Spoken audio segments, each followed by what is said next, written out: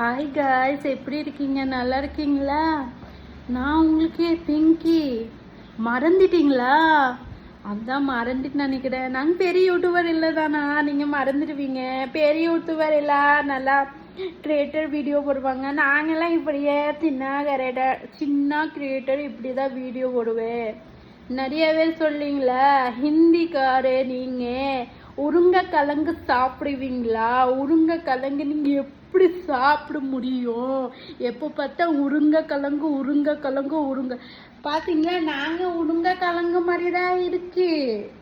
உருளைக்கிழங்கு மாதிரியா? Sorry, potato மாதிரி தான் இருக்கு. நம்மள பொட்டேட்டோ உயிரே இருக்கு தெரியுமா? நம்மளுக்கு பொட்டேட்டோல உயிரே இருக்கு.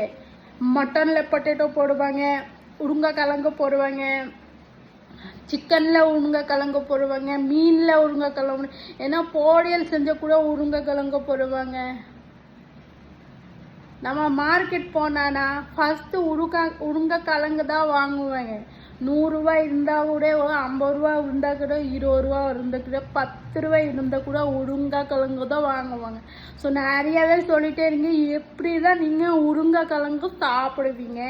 நம்மளுக்கு ஒரு டைம் சொல்லி விடுங்களா?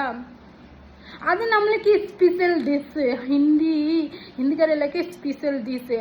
அதெல்லாம் நான் சொல்ல முடியாது தெரியுமா?